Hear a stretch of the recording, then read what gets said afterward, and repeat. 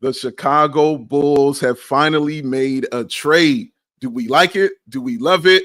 Thanks for making it early too, Chicago Bulls. We're about to talk about it next, CHGO Bulls podcast.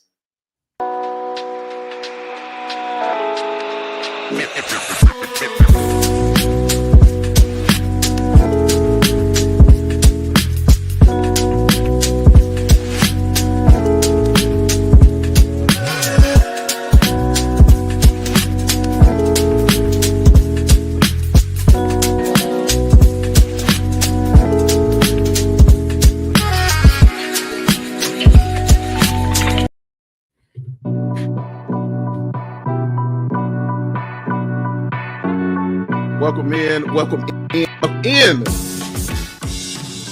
all you beautiful people. Stuff has happened, and we're about to talk about it here at CHGO Bulls podcast. I am Big Dave. That handsome gentleman over there is Will the GOAT Gottlieb. Our guy Matt Peck will be joining us momentarily. Emergency podcast time. Why? Because the Chicago Bulls have finally made a trade, sending out Lonzo Ball to the Cleveland Cavaliers for Isaac Okoro. It's a player for player swap, no picks, no anything added to it. It is just simply that trade. And there he is, looking clean shaven and awesome, the one and only Matt Peck, who has just joined us. Thank you for being here. Thank y'all for being here. Make sure you're in that chat and in those comments, dropping what you want to talk about in this trade. But I'm going to give the floor to you, GOAT. You're the one. You tell us how do you feel about this trade? Are you excited about it? And what the Bulls got in return? Are you cool with that as well?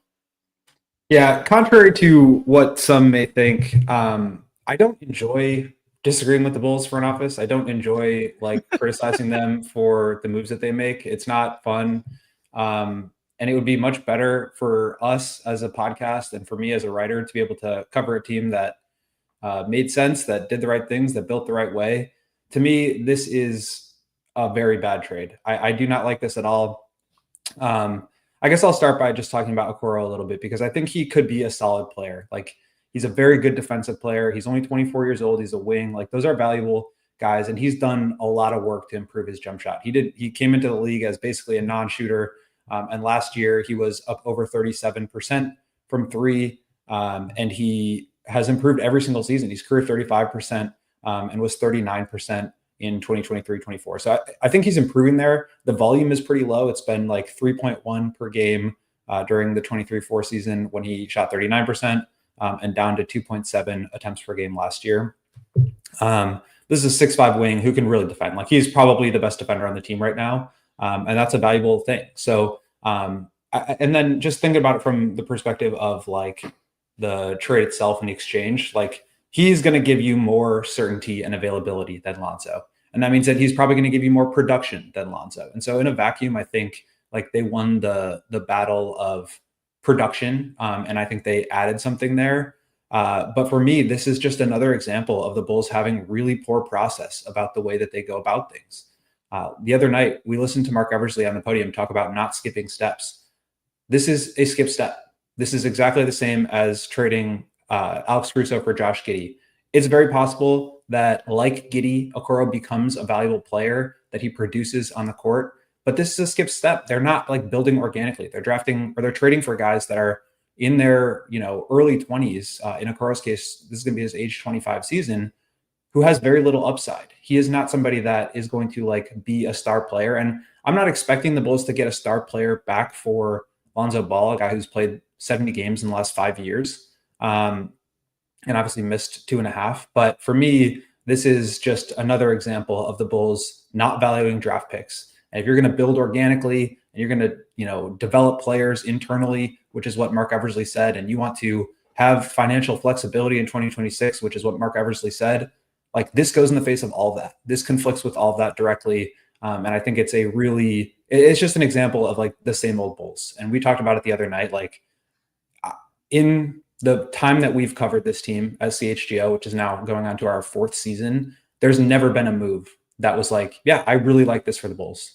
It's always maybe if I squint, I can see the positives. But yeah, I think this is really poor process. Same mistakes made over and over again. And yeah, it probably shouldn't surprise me at this point. It really doesn't. But to me, this is a move that's going to help raise the floor during the regular season, take away minutes from Buzelis and from Essengay, and raise the floor while lowering the ceiling. And there's just not a lot of upside in this move. And then on top of it, it really conflicts with your stated goals. So I really do not like it. Yeah, you know what? Let me get mine out the way since our fearless leader is back in effect. It's I talked about last time, guys, how when we were with Will Purdue, how the Bulls just have so many projects in their garage that they're building and they just never finish. This feels like another one of those things. It feels like taking on another project. And hilariously, on a Saturday morning, when you go outside in the garage to go ahead and take care of some of those projects, this is when you do it. And it feels like they just took on another one. And again, nothing against Isaac Okoro. The guy really worked himself into being a shooter. Was not known as a great shooter when he walked in the league, but I believe his last 3 seasons, he shot over 35% from the 3-point line on at least 3 attempts, at least 2.5 or 3 attempts a game. So he's definitely moved himself kind of into that mode. But man, like, it just feels like they're not good at the process. And it feels like it shouldn't feel like they're showing you that they don't value other assets that aren't players. They value strictly the pick. They don't value the picks like I think they should. They like straight up things. They want something tangible. They want something they can see and something they can go with right now. Making this one and trading him to Cleveland, I think Cleveland, it works great for them. I mean, not being sure about Darius Garland and what he's going to do and what he's going to be. It's great to have a backup like Lonzo Ball, who is a team first kind of guy who will fit in anywhere. I don't care what team it is. He'll fit in anywhere on that team and be a leader for that kind of squad. But bringing in Isaac Okoro here, I think Goat hit it on the head. Like, it takes away from the guys at that position. It takes away time from that. So it lets you know the Bulls are still trying to move forward and win and stay in that play-in range. But it kind of takes away from the guys I kind of want to see and watch them grow and see what they can do. I'm happy Lonzo got traded. I wanted Lonzo to be traded, so I'm happy with that. But I'm not over the moon about the return they got. Well, is it my turn? Hey guys, what's going on? What's up, man? No, I think Go hit it on the head. You keep telling us we don't want to skip steps when asking Bulls fans for patience, and then doing crap like this, because this is skipping steps. You refused this idea of rebuilding because, well, we don't want to bottom out. We don't want to bottom out. We want to stay competitive. They have now, over the past year and change, traded Alex Caruso, Zach LaVine, DeMar DeRozan, and Lonzo Ball. And in exchange for those 4 players, old players out, new players in, 1 draft pick, trading those 4 players away, and it was getting their own pick back from San Antonio. That's inexcusable. That much talent between those 4 players. You get 1 draft pick when you're trying to restart your franchise? What the hell? I'm sorry. Do we not already have a 2020 draft pick whose offense is underwhelming and who hangs his hat on defense? We've got Patrick Williams. What do we need Isaac Okoro for? This is insane. This is truly insane. My God. I am done. I am done with this front office. Not that I wasn't already, but what the hell are they doing? They could have had a player and a first for Lonzo Ball if they had traded him at the trade deadline. Yeah, it's done. I don't get it. And it's like very possible that, so like, okay, yeah, let's think about the trade deadline and what was available to them then. Obviously, this is a rumor that has gone around. I think most people believe it. We don't know for a fact that it was true, and there's no way to know for a fact that it's true, but like, we've gotten good reporting on it. That Lonzo Ball for Marcus Smart and a first-round pick, Lonzo Ball and a second for Marcus Smart and a first-round pick was potentially on the table. Obviously, the Bulls do not value second-round picks, right? They just sold theirs for cash. They could have attached that to Lonzo, gotten Marcus Smart, who admittedly is like bad money at this point. Like he's on the books for last year and this upcoming season at $21.5 million. That's money that you take into the season. Maybe you're able to like turn that guy into draft picks, but again, this front office doesn't value draft picks, so maybe not. But then to me, like that would have been a good move because obviously you get a first round pick, and at the time that was the 25th pick. Obviously, it turned into the 18th pick, much better value there. But the thing is, like Marcus Smart would have expired after this season, which is when Zach Collins is off the books, which is when Vooch is off the books, which is when Kevin Huerter is off the books. Kobe and Io's contracts are up. Like you have a lot of flexibility. And so that would have been in line with the timeline that they were talking about. Mark Eversley said it the other night. We're talking about financial flexibility in 2026. This trade, Lonzo, $10 million outgoing this season to next season, but had a team option on next season. So they could have just waived him. But that's a really team-friendly contract that I thought they could have gotten good value for. And Okoro, $11 million this year. So they're taking in an additional amount of money, and $11.8 million next year, which does not have a team option, does not have a player option. And so you are cutting into that cap space that you were talking about using. And I'm not sitting here thinking that the Bulls are going to like sign Luka Doncic in free agency next year. I always thought that cap space was just not really going to be used that way. But it is theoretically going to be used to bring in some players or like sign some, depth pieces or take on bad contracts for draft picks. But again, this front office, a team that is rebuilding, that is retooling, that is trying to build for the future organically and do it the right way and not skip steps, does not value draft picks. That is insane. That is just asset mismanagement. It's malpractice. It's against how team building works. And they're basically trying to prove that they can build a team without free agency or draft picks, only drafting 12th every year if they do have their own pick, and not having any star players. It's just not how it works. It's just not how it works in the NBA today. And so I think the idea that this is skipping steps cannot be stressed enough, because to me, getting guys who are in their mid-20s, who are more fully formed players, known commodities, that are not star upside guys, like that is skipping a step. That is adding to your floor without adding to your ceiling. In a year where they're talking about building organically, they're talking about, obviously we were not going to see SNG play 30 minutes a night, but like this is going to take away minutes from that. And who knows, maybe other moves take place, but this like depth of 25-year-olds with experience who are like distressed assets who had a good year 2 years ago, but then had a bad year. Like that is not how you build a sustainable playoff team. That's how you build a 39-win team every year. And again, that's what they're going for. I think that like when people ask me like, what is the Bulls plan? It's like, this is the plan. They are building the thing that they want to build. It's just that the thing they want to build is not what anybody else in the NBA wants to build. And that's how they've carved out their niche. And it's just crazy to me. No, it's crazy. It's insane. And it doesn't make sense. And I think honestly, Matt's point just really hammered it home for me, of the Bulls and all the talent that they've traded away.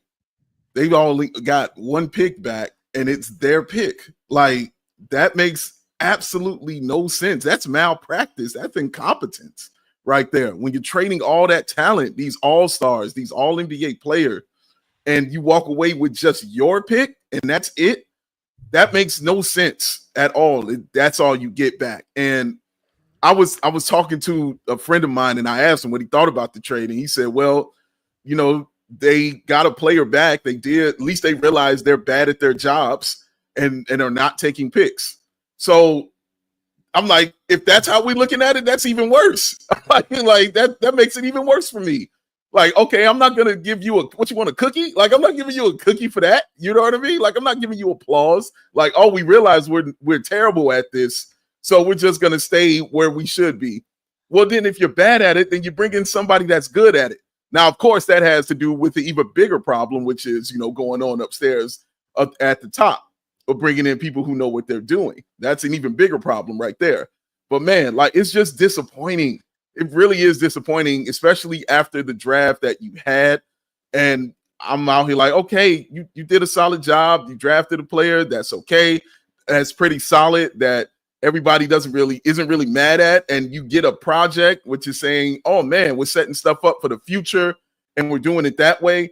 But then you turn around and you're like, okay, we're going to trade for this guy right here.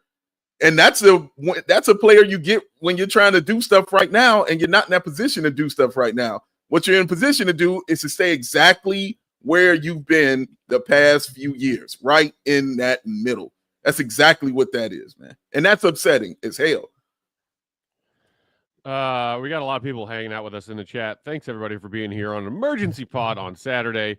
SS10 Baby said, you guys are dooming so hard for no reason. LMFAO. Why get draft picks for Lonzo if you're getting Marcus Smart's stupid ass contract? You're better off rehabbing Okoro's value and flipping him again. Well, first of all, as Goat had pointed out earlier, that Smart contract expiring lines up with the plan for 2026. Rehabbing Okoro's value and flipping him again. One, how much faith do you have in the fact that Okoro's value can be rehabbed? He's been in the league, like Patrick Williams, for 5 years now, and he is who he is. I'm not seeing a giant shift of a player becoming a much better player. He's 24. He shoots a low volume of threes. He can play some decent defense, but he's never even been a 10 points per game scorer. What version of Isaac Okoro are you expecting the Bulls to get out of him that the Cavs couldn't? And then, two, flipping him? In order to flip him for something better, he needs to turn into a better player while playing for the Bulls. How much faith do you have in that happening? Me? Itty-bitty space. And the other piece that I wanted to bring up is okay, you don't value draft picks. That's fine, but other teams do. So in order to do business, in order to trade for more players that can help you, having some draft picks would be nice. And so this middle ground of never being willing to trade your own draft picks, but never also accumulating other draft picks that you can trade to help build the team the way you want to. I just don't understand how they plan to do anything beyond drafting 12th every year and bringing in one distressed asset who's a young player who they're going to hope and pray turns into a reliable role player. I do see these comments about dooming and thinking that I agree that Lonzo was not going to get a star player. He was not going to turn into a top 10 pick or anything like that. There is little upside for Lonzo. And I think he makes a lot of sense for the Cavs. We can talk about them if we want. It's going to be really cool to see him defensively with that unit where they have Evan Mobley and Jarrett Allen and really good defensive infrastructure that he can be a part of. But to me, it's again, it's not really about the result of the trade or the 1-for-1 itself. It's the process behind it that continues to give me no faith that the Bulls front office will be able to build something that goes beyond where they are. And yeah, maybe that's just the point. But to me, I definitely understand what people are saying. And the value of Lonzo right now is not high enough to where it's not what Caruso was. It's not like they had multiple first-round picks on the table. I think the Grizzlies thing was an example of taking on a pick for bad money. And that was an option for sure. I don't know if that would have maintained into the offseason. But for me, it's just more about how do you build a team? You accumulate assets, you hit on the draft, and then once you've got your foundation, then you can start to accelerate things and be more aggressive. And maybe they feel like they have their foundation in place. Maybe they feel like they're at a point where they are still in that building process before they can really accelerate. But man, would it be nice to have some picks that you could package together for a star player to accelerate. And Lonzo Ball and Vooch were probably the only realistic ways they were going to do that, because obviously you could get picks for Kobe if you wanted them, but I just don't think they're going to trade Kobe. I think he's going to be a part of the core. Maybe this does open up the door for other trades. KC tweeted about potential for bringing back Trey Jones, another example of a player who's had a good season in 2023, struggled last year, came in and performed better, but is in his mid-20s already. There's not a ton of upside there. And I just don't see how that sort of pushes the agenda forward in terms of building a team that can be sustainably good, which is, again, what Mark Eversley said at the press conference last night. Let's take a quick pause there to knock out a couple of ads for our Emergency Pod sponsors, and then we will come back on the other side and continue this conversation. Shout out to everybody hanging out with us on a Saturday, midday. for this breaking news. The Bulls trading Lonzo Ball to the Cavs for Isaac Okoro. Hit the like button. Make sure you're subscribed to that CHGO Sports YouTube channel. And here's some ads. Shout out to our guy, Ray, at Ray Chevrolet and Fox Slate. They're kicking off the summer with big savings all month long. Come in today to shop the summer sales event and drive home with $10,000 off MSRP on new Chevy models. Check out their selection of over 125 vehicles priced under $20,000. With one of Chicagoland's largest inventories that are Chevys, you can make sure that you'll find the perfect vehicle for yourself. Plus, Ray's Price Promise lets you shop confidently because the price you see is the price that you're going to pay. So go see for yourself. Visit our partner at their convenient location right on Route 12 in Fox Lake. And don't miss out on their summer sales event going on all month long for $10,000 off MSRP on new Chevy models. Shop Ray Chevrolet in Fox Lake or at raychevrolet.com. They've been serving the community since 1963. Together, let's drive over the front office. Yeah, he snuck that in there. Today's show also brought to you by Mando. It's getting hot, y'all. That means you need a deodorant you can count on this summer. What separates Mando from other deodorants? Well, it is a whole body deodorant. That means, of course, you can use it in them pits, but also on your balls, on your thigh folds, on your belly button, on your butt cracks, even your feet. Created by a doctor who saw firsthand how normal BO was being misdiagnosed and mistreated, Mando is clinically proven to control body odor better than a shower with soap alone. Gentlemen, ugly fact coming at you, but a fact nonetheless. 12 hours after a shower, the average man's grundle odor level, 5 out of 10. That's not good. But with Mando, the average grundle odor level is a 0 out of 10. Mando's starter pack is perfect for new customers. Comes with a solid 6 deodorant, cream tube deodorant, 2 free products of your choice, like the mini body wash or the deodorant wipes. Plus, it gets there with free shipping. As a special offer for our listeners, new customers get $5 off that starter pack with our exclusive promo code, which is CHGO, when you shop Mando.com. That's SHOPMANDO.com. Please support CHGO Bulls. Tell them we sent you there. Smell fresher, stay drier, and boost your confidence from head to toe with Mando. All right, as we move along.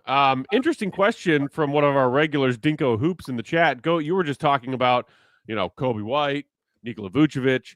Dinko asked, does this trade open the door for Chicago to make more trades in this phase of the offseason? We are now post-draft and pre-free agency for another 48 hours or so.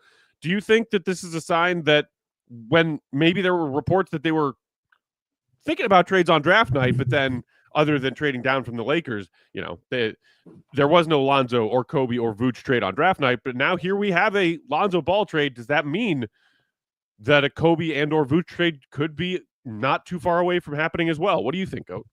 Yeah, I think they're open to making trades. Like, the reporting has been that they're more aggressive than ever in terms of looking for ways to rearrange this roster.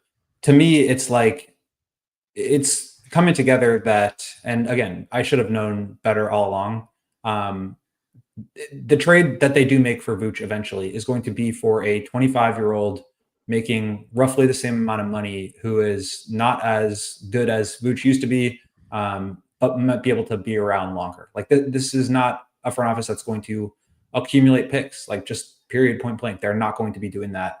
And so I think they've been willing to trade Vooch. They just haven't found the right return. I don't know what team out there, but like, now, if you think about it, it's not going to be a salary dumping move, right? Like, they're willing to take back salary that extends past their timeline that they talked about. So maybe they're able to get a younger player in here who's making roughly the same. Maybe it's a little bit more. They're doing a team a favor to take on money, but I definitely do not anticipate draft picks incoming. Like, they traded for their own pick back because they didn't want to have that hanging over their head. In that same deal, they sent out a second round pick. We just saw them sell a second round pick. We just saw them pass up on opportunities to trade guys for picks. They're not interested in draft picks. And so I think, there could be some more trades. Io, I think, could be somebody that they look to move. Kobe certainly could, especially if he gives the team the indication we just saw with Austin Reeves not accepting that extension, which was the same as Kobe's. But he really wants to be in LA long term. They're going to max him out or give him at least $30 million next summer. If the Bulls aren't really ready to do that, then I think they're going to have to trade Kobe. So I certainly think that there could be more trades. I don't think this is a situation where like the 2022 to 2024 where they just didn't do anything. That to me was more about being kind of stuck financially and not really being able to get, like when they're making these trades, right? They're not interested in draft picks, so they want to get players back. And so if you're trading a guy that is productive to you, that is helpful to you, that is valuable to you, and you don't want picks back, you're looking for another player who's productive and valuable. And so those trades are just really hard to find. And so I think they could be out there, especially if the Bulls are willing to take on longer term money. I don't know that that's the right call or the way that they should be doing it. But to me, the door is certainly open for trades, I think, with pretty much anybody on the roster, except for probably Modest and SNG at this point, where they're going to be open to making deals. It's just going to be, how do we get back guys that can help us, that are young, that can grow with us, and that, you know, don't break the bank. I think really what they want to do is just stay relatively cheap in terms of the assets that they have, give themselves as much flexibility as possible while continuing to bring in, you know, 25 or younger players that they can say will be sort of the core moving forward. But let me ask, does getting Isaac Okoro mean flexibility? Because I think he's making like $1 million more than Lonzo, and then the next year, is it still a guaranteed year, whereas Lonzo's was a team option? So how does that correlate? How does that work? Yeah, exactly as you said. This is now, look, they weren't going to necessarily waive Lonzo after this season and completely clear out that $10 million for the 26-27 season. But his contract is really valuable to a team, especially for a guy that has struggled with staying healthy. To have a full team option where you can just clear off that money, it's a very like good risk reward proposition for a team, right? Like Lonzo is really good when he's healthy. He's a great defender. He's a great ball mover. Assuming his wrists get better, he can be a better 3-point shooter. But let's say something happens to his knee. That would be super unfortunate. But from the team's perspective, they could just cut him and not be on the hook for any money long term, the way the Bulls were for 3 years with him making $20+ million guaranteed. And I'm not saying they shouldn't have given him that contract in the first place. That's how NBA contracts work. But I'm just saying that this contract that he's on now gives the team that out. It's similar to the Zion contract that we talked about, where you can just waive him, cut bait, and call it a day and open up that flexibility. So to your point, yes, this does add money to the books. Obviously for this year, it's just $1 million more. That's not a big deal. We'll see what they end up doing with their cap space anyway. I can figure out in a minute here after I'm done talking how much they'll have going into free agency, but it does cut into cap space in 2026. And that's a time when they wanted to have space. Again, I don't think they're going to be like big players. And ultimately, Arturis said they wanted to build with depth. I think they are doing that. And $11 million is not like debilitating in this new contract world. It's like less than 10% of the cap, but it cuts into it. And so I wonder now what this means for their process of having flexibility. Are they going to use it to just bring back their guys? Like if they're re-signing Collins at $10-12 million a year, a discount based on what he's making now, but just to bring him back, and Herter $15 million a year, discount from what he's making now, but just bringing him back, like you're just looking at them using their flexibility to run it back. And to me, that's like not flexibility. So the idea of flexibility, creating these contracts to line up after a certain point so that you can create space, like that's useful insofar as you can do what the Wizards are doing, which is taking on, you know, Chris Middleton and Marcus Smart and CJ McCollum, these bad contracts, these bloated contracts that all expire. They're going to flip those guys at the deadline, get a pick for them, take on more bad money, and do it again next year. And the Bulls are basically saying, we are going to use the space that we have to re-sign our guys and maybe bring in one other guy. And so, yeah, that's just building the same team that they have right now, which we've seen is a play-in team. I see a lot of, people trying to spin the positive here. Our guy Chris just mentioned it, as well as Jerry in the chat, saying like, hey, Lonzo's an injury-prone player. Getting a player who is not in return is solid value. Colin Calling saying, did anyone mention that Isaac Okoro plays an average of 67 games a season?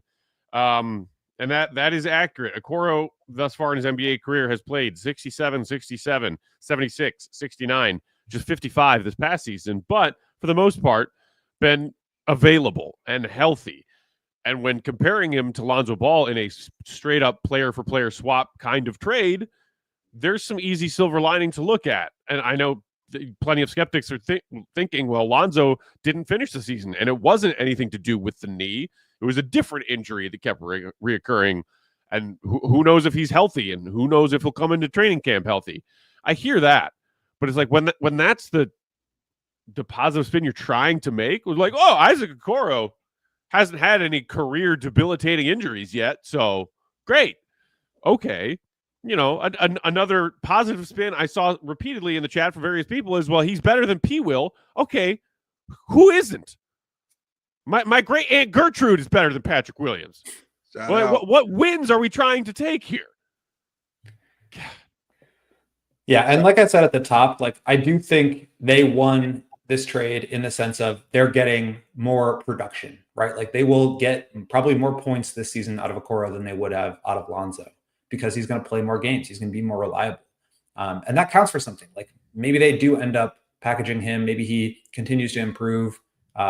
He is a younger player. Like I don't think that what I'm saying with all this is not that Okoro stinks and that they shouldn't have traded for him. Right. It's just the process behind it, the moves that they're trying to make, the fact that they haven't learned from any of their mistakes. Again, being way too precious and coveting their own players instead of trading them when they're at the peak of their value, missing out on that, and then having to take, a watered down offer. That's exactly what this is again. And how many times have we talked about that? So I don't think Okoro is a terrible player. Like, I think he's like a guy who has been played off the floor a little bit in the playoffs. I just wrote sort of my thoughts about this and published it before we started. So if people are curious about that, they can go find it on our website, allchgo.com. But this is a guy who does not get guarded at the 3-point line, like has improved as a shooter, but it's low volume. And yeah, during the regular season last year, 51 for 135 on wide open threes. Wide open means a defender was not within 6 feet. That's great. The problem is he took 16 threes with a defender within 6 feet. 0 of them were contested, meaning a defender within 2 feet. And one of them was considered tightly contested, which is 2 to 4 feet. Only 15 were considered open, which is 4 to 6 feet. So this is just a guy that teams are going to leave wide open. So you think about the way that he fits into this team. You bring in Essengay, who struggles as a shooter. You bring in now Okoro, who struggles as a shooter. How does that factor into the offense that they're saying that they want to play? Fast, up tempo, shoot threes. Like he can make some open ones, and I think he probably will benefit from standing in the corner. But this is not a stand in the corner offense. Like they're trying to move, they're trying to get up the floor, like grab and go on rebounds, push the tempo, get downhill, and spray it out. And I just don't see his skill set really factoring into that. Again, I think he's probably the best defender on the team right now, especially now that Lonzo and Caruso are gone. So I think he can be really useful there. And like, if he's going to stand in the corner, make open threes and defend at a high level, you want that kind of player, especially at $11 million. Like that's not debilitating by any means. So again, I'm not saying this is like a bad value play. I'm saying from where they were last year, they could have gotten more value. From where they are now, they could have gotten a deal that better sets them up for the future. And again, they just elect not to. They don't value draft picks. And I think that's really problematic and cannot be understated. Well, I see it more. I see that fit though offensively, because if he's spraying out, I feel like this is like a Josh Giddey, whatever kind of fits with him selection, which is, I'm not knocking. I'm just saying what it is. But when I'm thinking the fast break and I'm thinking that they're running, which is what they want to be, like him just running to that corner and setting up over there while a guy like Modest and whoever else is on the other side on the wing, attacks the basket. I think that fits pretty well, like especially if it's a guy that teams aren't going to be worried about. And I think he shoots 37%, like you said, from the corner. So if he's going to be out there on the corner, especially on those fast breaks, he's going to get a lot of opportunities from a guy like Josh Giddey, especially if the Bulls plan on being a running team. And of course, like you said, defensively, he's the best on their team and they have no defense. So whatever defense they can add with a guy with some type of veteran leadership on that end will be good for them. So yeah, a guy who can stay healthy, who can spray out and hit a corner three, and who can play some defense. I see the reason why, you would get it. I just don't like it overall for all the reasons that have been stated by both of you. Yeah. And look, I mean, I agree with that. I think he can be productive in that role, especially in the fast break. Like, again, I don't view him as a player with like a ton of ball skills where he's the one leading the break and making the right plays. But yeah, run to the corner, space the floor, hit some open threes. The problem is last year on average, if I recall correctly, 15% of possessions per team came in transition. That means 85% of possessions are in the half court.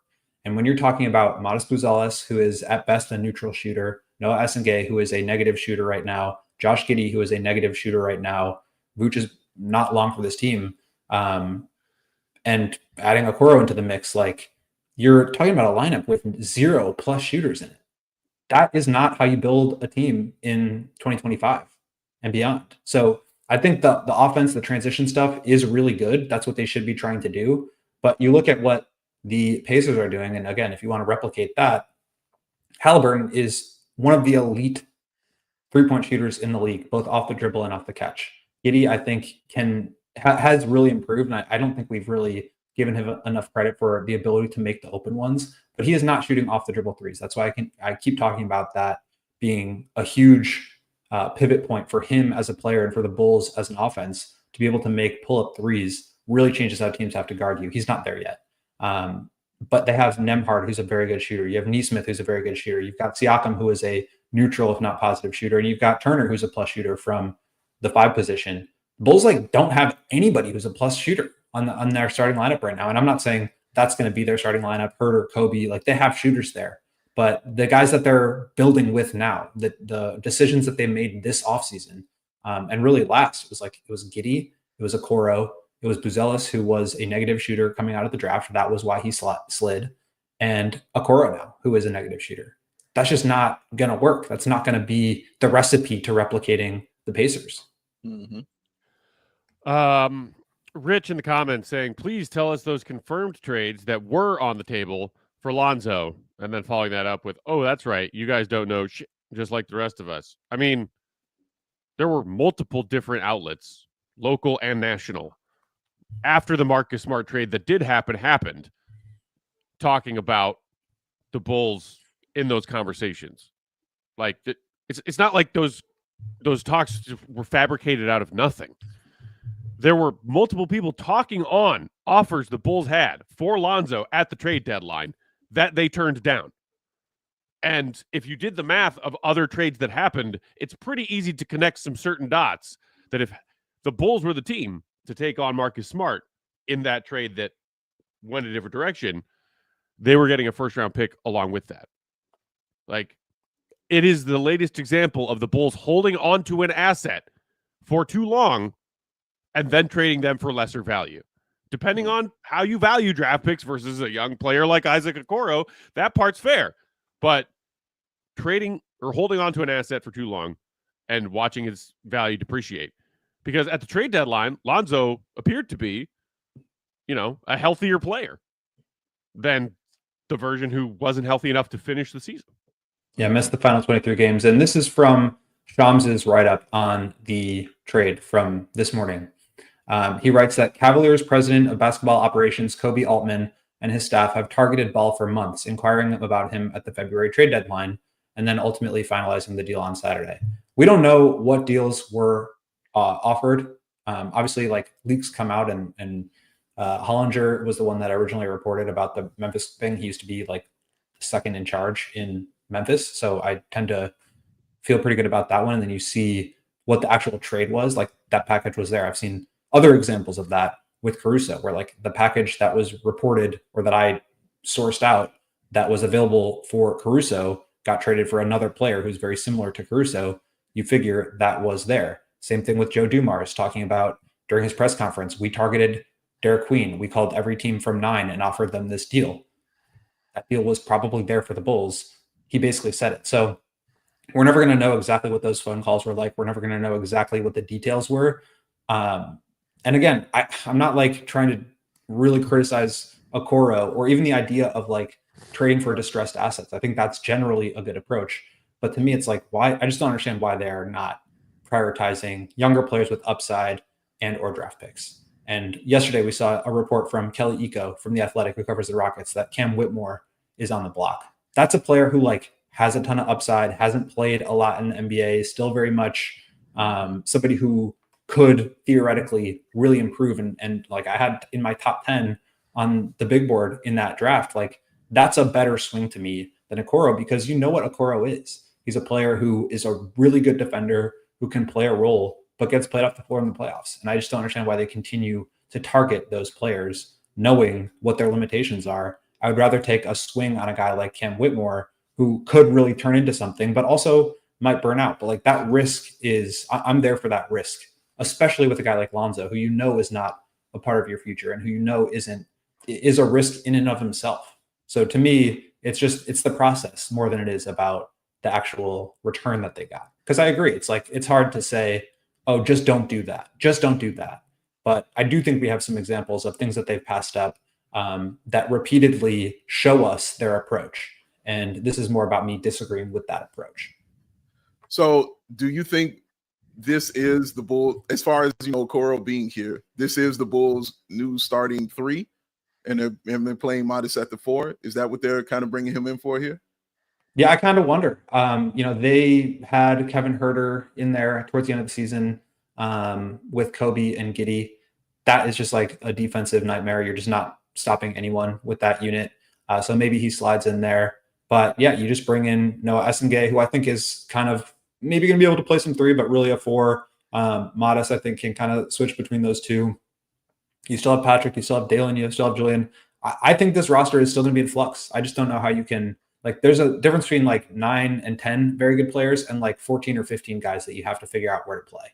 And so I do think that there will be some more moves, and maybe it's Okoro at the 2, Giddey at the 1, and Kobe and I are traded. And you have Buzelis and Essengay, and that's a really good defensive unit with obviously some struggle shooting. I just don't know at this point, but I said it before. I think this front office is going to continue to make trades. I just don't know that we're going to like what the results are. Bran Rainey in the comments said, Jesus Christ, Bulls fans are never satisfied. I'm sorry. Am I supposed to have a rosy smile on my face reacting to this breaking news today? Don't love the trade, but satisfied with what? Satisfied?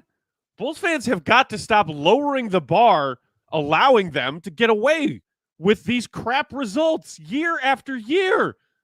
Why should I be satisfied? They haven't won a playoff series in 10 years. Satisfied? You'll eat this and like it. No, I will not, sir. God, Bulls fans, the standard, the bar is already so freaking low all the time. We just got done talking about contract extensions that they tried to keep hush-hush per usual for executives that have done nothing to show that they deserve them and to keep doing these jobs. They've lost in the play-in tournament for the past 3 years. They had 1 winning season, a.k.a. 46 wins, and a first-round exit in 5. Where is this like extra layer of kindness that some Bulls fans just magically find out of nowhere to give to people who are failing us? Fans who want wins. Just look on the bright side today. I will not, sir. You can. Don't tell me how to feel as a Bulls fan. Today, I'm pretty ticked off and I'm pretty sick of watching and reacting to the same kind of crap day in and day out. And that's exactly what it is to me. It's the same stuff, right? Like we talked about it with the trade down or the selling of the 45th pick. Instead of using cash to move up and get Adu Tiro, who is basically a very similar player to Isaac Okoro, who's going to be making $1 million a year instead of 11, who's much younger and actually has some upside. Like that would have been a better risk proposition. And then you could trade Lonzo for something that saves you money. So yeah, maybe we think about this from the perspective of like, we don't know what other deals were out there. Let's not think about like the opportunity cost or the missed opportunities. Let's just think about this trade in a vacuum and what Okoro can bring. And I said it, like, I think he is the best defender on the team. I think he's going to contribute, but it just doesn't mesh with what we do know, which is like Eversley saying, we want to not skip steps. We want to build organically. We want to focus on player development. Yeah, this is a guy who was older coming out of the draft, who we knew what his limitations are, and those limitations have played out year after year during the Cavs playoffs runs. I don't think that like maybe they couldn't have gotten a better younger player than Okoro, right? Like there's a chance that, and maybe this is true, like they targeted a young player. They didn't really know who they wanted, but they wanted to send Lonzo to a team that was going to be good, to do right by him. And, the Cavs were looking to shed Okoro because he doesn't really factor into their plans, but they wanted to keep that roster spot open. Ty Jerome is a free agent. They needed a point guard. Like from that sense, it does make sense. And again, I think the Bulls will get more production out of Okoro than they would have out of Lonzo, certainly than they have out of Lonzo. So I'm not saying like the value in and of itself on paper is good. It's all the other stuff to me. And maybe we just stop focusing on that if it's bothering people. But I do think that in terms of the production, the Bulls did well in the trade. Yeah, and that's why I want to look at. I'm just looking at the player now because everything else I'm just get like Matt Peck, you know what I'm saying? It hurt my back yelling about this front office. But this player, and Isaac Okoro, like I've always liked him coming out. He just obviously needed, some work and things like that. But, guys who have that mentality of toughness, you already know that I like those kind of players. And a guy who can play that defense on the other side is something that they desperately needed on this team. And it can come down and hit you a three-pointer, you know what I'm saying, if he's open and things like that. In the half court, I agree 100% with you, Goat. If this gets to the playoffs and team getting that half court, I don't see how he's on the floor unless he's just out there to defend. And that's kind of what I think the Bulls have to do with that. Now, does it also signal like this is the end of the road for guys like Patrick Williams? Like this is the end of the road for guys like Nikola Vucevic, but especially like Patrick Williams, though. Like I'm trying to figure out where he plays now. You know what I mean? Like where he gets in and gets minutes, on this team, because this feels like, spot minutes. Because right now, if we're talking about the lineup that they have and how they're going, like it's Isaac Okoro and it's Kevin Huerter and it's maybe Ayo Dosunmu, at that position before I even think about going to Patrick Williams. And even at the 4, like Modest Zealous for me is getting all of the minutes. And I'd rather see what Essegay can do, off the bench at the 4, before I'm like, let me throw Patrick in there and go with that. So I wonder if this is what that signals and if they have something in the works and kind of lined up where they're just trading it like that, because they have shown that they are truly just a player for player kind of organization that is not about assets. So I'm curious, whatever player that they are willing to take on for a guy like Patrick Williams, because teams probably won't give up an asset, but I'm sure they'll, hand you, somebody we've never heard of if you want them, like on a bad contract. Sure, go ahead and take them. We'll take a flyer on a guy like Patrick Williams for Joe Saplowski or somebody we don't know who it is. But yeah, man, like that's the question I have though going forward is Patrick Williams and his future with the team. And it just doesn't seem like it's longing for it. It seems like there's a place on the bench and maybe there's a place on another team when they decide to actually make a trade. Yeah, I think it's possible you, like you said, Dave, take on a worse contract. Maybe it's if Pat's still under contract for 4 years. So in terms of years, you're probably there are not going to be many options out there, but maybe it's like Patrick and Ayo or something where now you're taking back more money and you can take back like $30 million a year instead of 25, which would be their outgoing salary, help a team that way. But maybe you get fewer years out of it. And so I think that's probably the only solution here. Maybe not the best use of assets in terms of using assets to get off of a player. But to me, that's kind of the way it would go. And again, I think this front office is going to be willing to move just about anybody, especially if they get the sense that Kobe is not going to re-sign, which I'm not saying that will or will not happen. But like at a certain point, I think the real fatal flaw of this front office is that they're never thinking long-term. They're kind of looking ahead for 1 year. And they are now in the position where Kobe's decision is a year away. And so if they get the sense, we're going to offer you this max extension, Kobe, this is the best we can do at this point. Like that's just what the league rules allow. We're giving you the most we possibly can. It's just about $20 million a year. Are you willing to take that? If he says no, then you have to consider that. You'd be negligent not to. But we're at the point now where that is in the like hand in front of the face portion of the timeline. And like, they do have to actually consider that. Same thing for IO. And frankly, like they should be thinking about that for everybody on the roster. Presumably like Noah, Modis, and Okoro and Giddey are like the ones that they've just brought in that will be a part of it. But like Kevin Huerter, he's going to leave. Are you going to let him just walk for nothing? Or are you going to try to turn him into an asset? Zach Collins, same deal.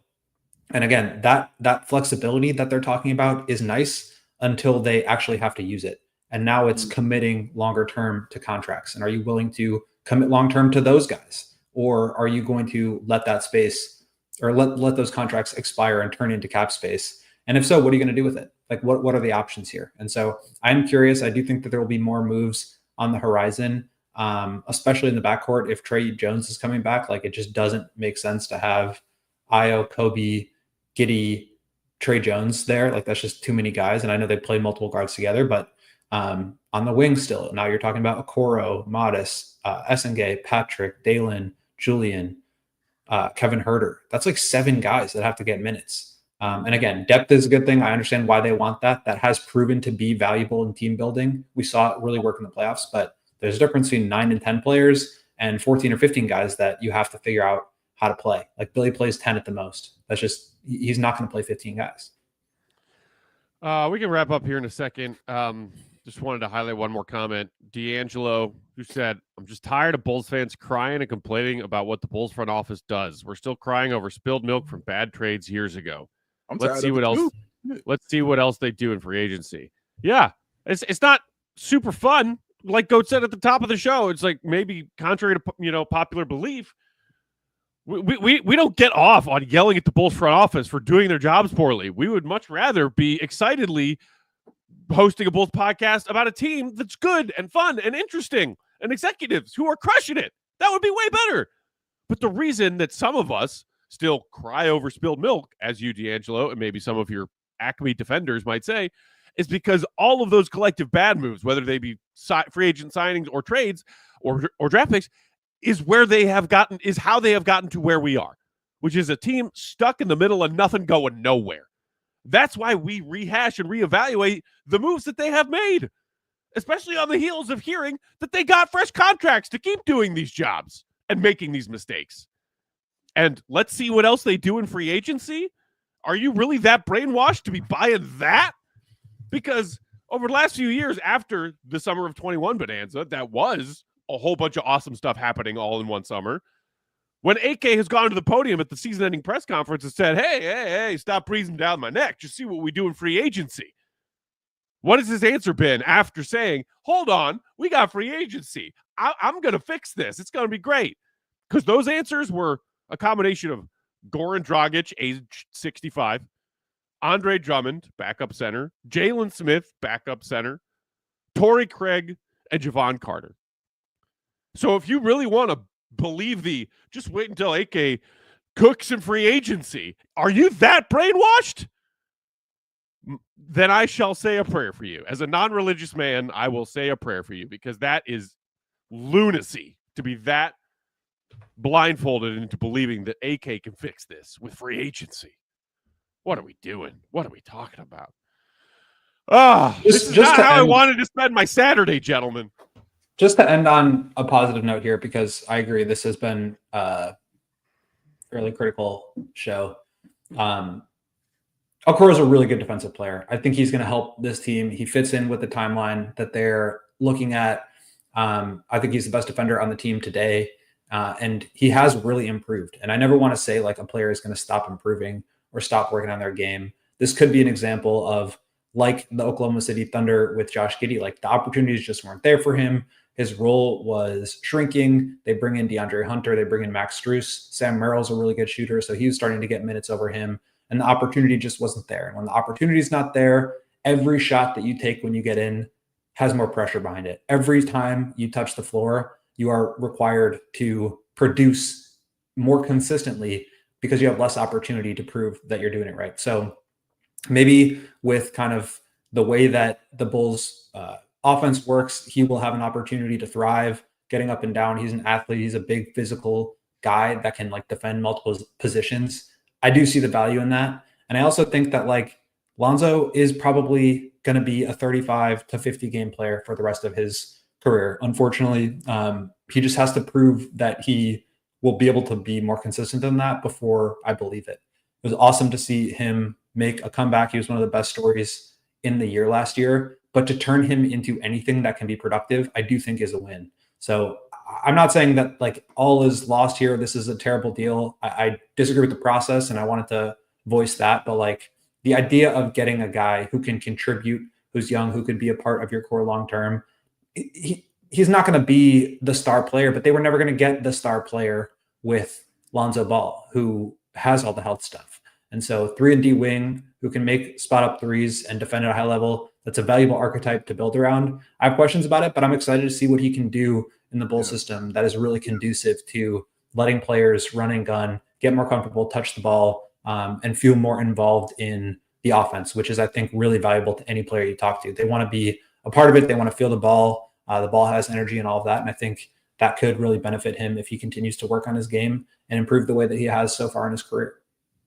Completely agree with that. D'Angelo, Matt, nothing will change until the Rhinos are gone, so why cry? What's that saying about all it takes for evil to win? Good men to sit by and do nothing? You're not wrong. I have said repeatedly that all of these problems that Bulls fans face every day, lack of winning, will continue to be here as long as these people own and operate the team. I believe that. I believe that more than anybody. That doesn't mean I shouldn't voice my displeasure as a fan. We would much rather voice our pleasure interacting with our fellow Bulls fans. That would be way more fun. Man, so haven't won a playoff series in a decade, y'all. A decade. So yeah, I'm going to voice my displeasure when they do things that make me displeased. With that, I know Go tried to put a positive spin on the end. Did I just do that rant again? Oh, no. It's great. Guys, it's great. Free agency starts on Monday. AK's totally going to cook. Let's all watch it happen. It's going to be great. Thank you for joining our emergency pod today. Hit the like button if you haven't done it yet. Make sure you subscribe to that CHGO Sports YouTube channel. Shout out also to our CHGO Blackhawks crew and our behind-the-scenes crew and production team. Crushed night one of the NHL draft last night. Make sure you're tuning in to allchgo.com for that Blackhawks and NHL coverage, as well as reading the latest from our Will Gottlieb, allchgo.com, on this Lonzo trade, on the upcoming Josh Giddey contract negotiations. Wrote about that yesterday as well. Become a diehard so you can read all of that great stuff. Follow Goat, Will_Gottlieb. Big Dave is at BAW, BAWL Sports. I'm Bulls_Peck. We are CHGO_Bulls. Shout out to the Queen of the Controls. Rocking things, as always, Katie Duffy. Shout out to Emma also, who was helping out with some emergency updates on social for this breaking news. Enjoy the rest of your weekend. We'll hop back on if they come to terms with Josh Giddey or do anything else crazy. But if not, we'll talk to y'all on Monday as free agency opens officially. See you, be good. We all silly like the mayor.